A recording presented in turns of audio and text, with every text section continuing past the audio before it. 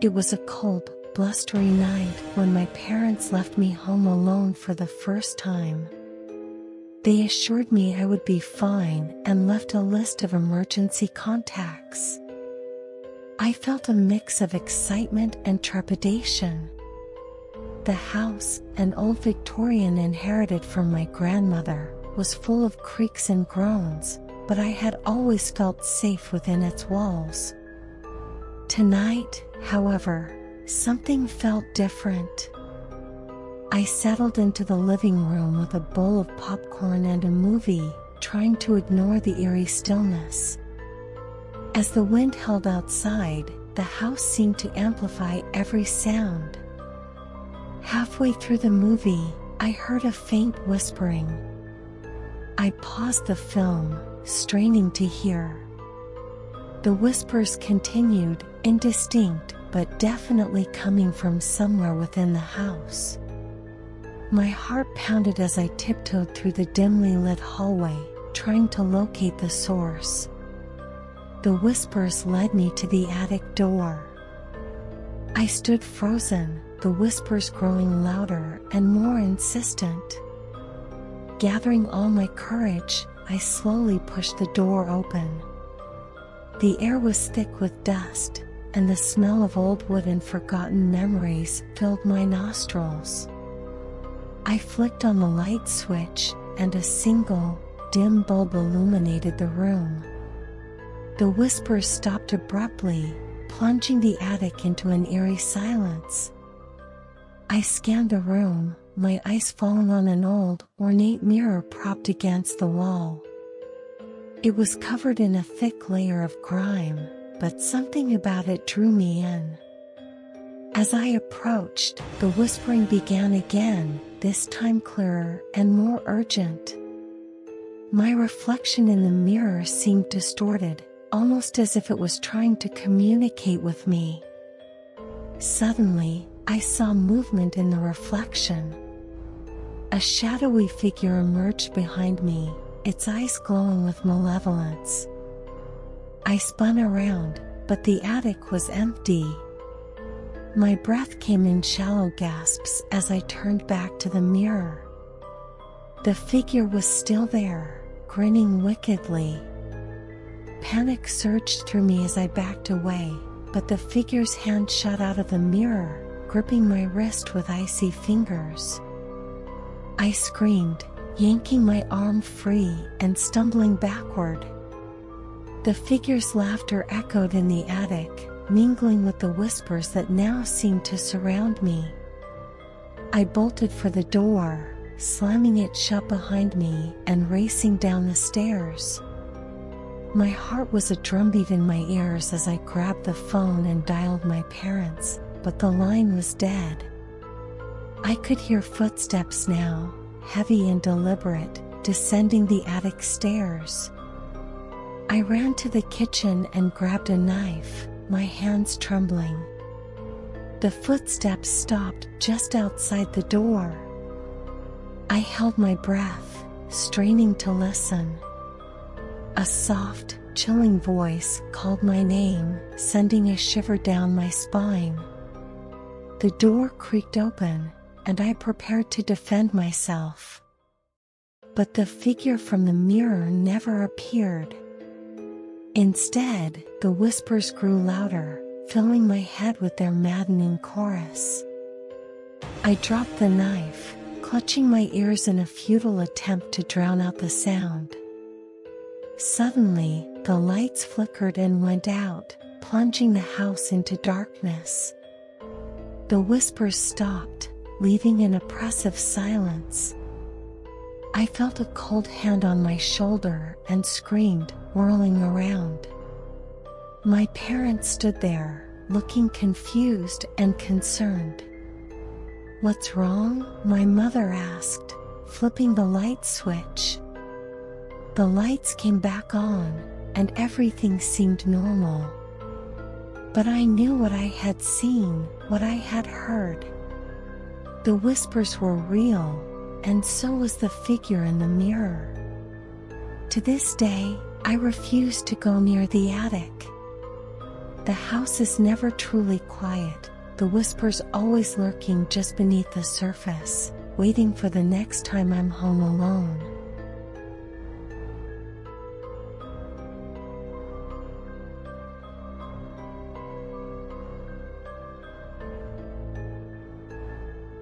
I had always loved our quiet suburban neighborhood.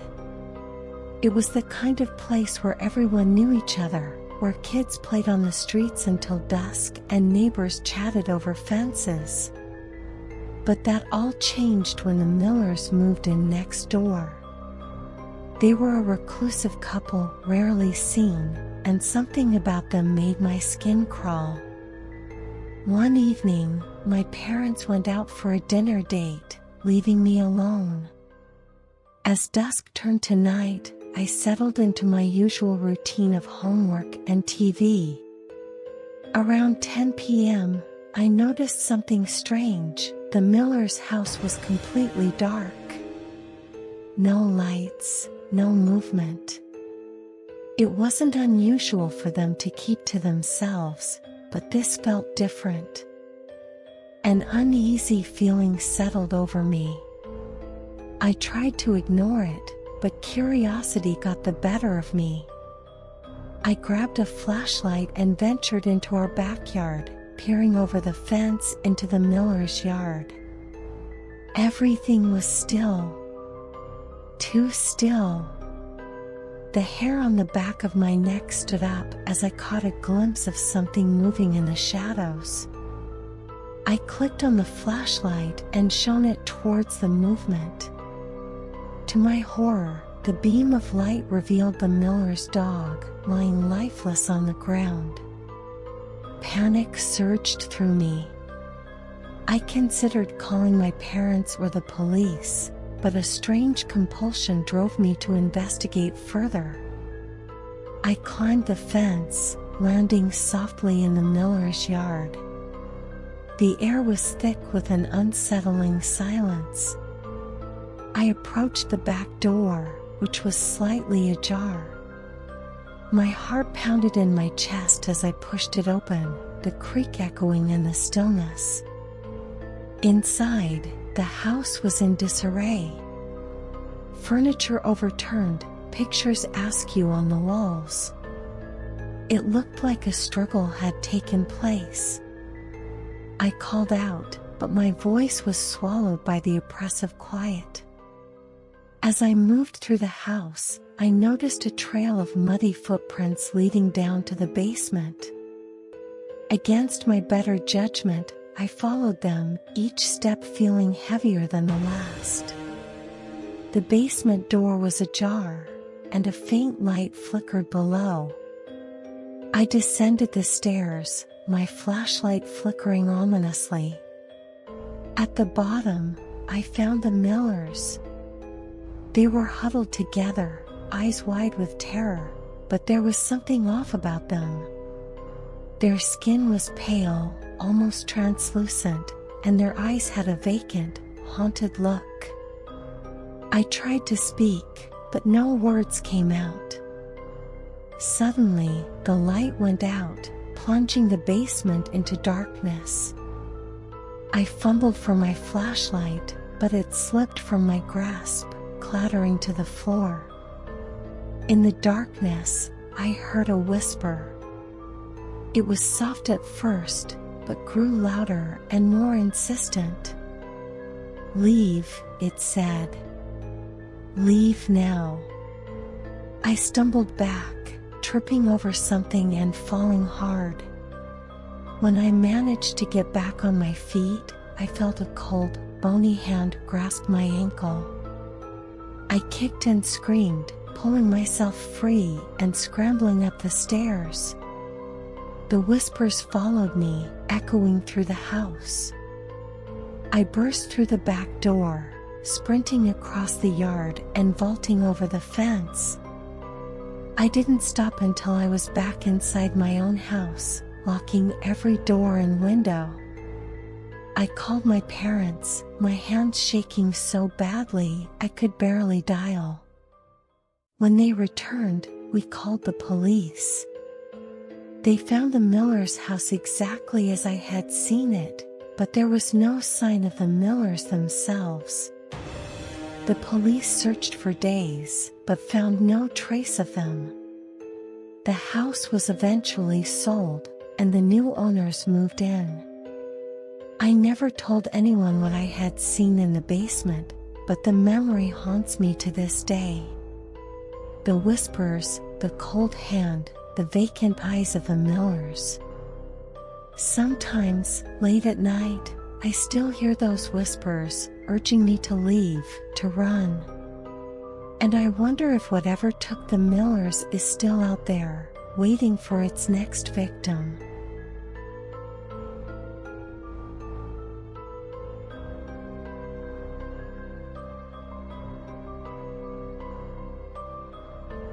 It was a rainy Saturday evening when my parents decided to attend a last-minute dinner party, leaving me alone in our creaky old house.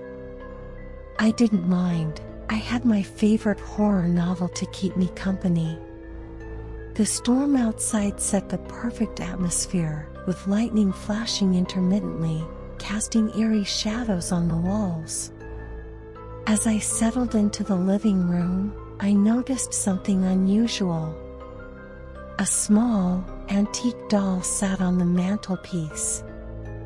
I didn't remember seeing it before, and its sudden appearance struck me as odd. It was an old-fashioned porcelain doll, dressed in a frilly dress, with eyes that seemed almost too lifelike. Curiosity piqued. I picked up the doll.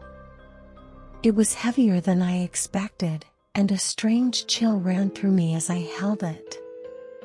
I placed it back on the mantel, feeling uneasy. As I turned away, I could have sworn I saw its eyes move, following me. Shaking off the creepy feeling, I returned to my book.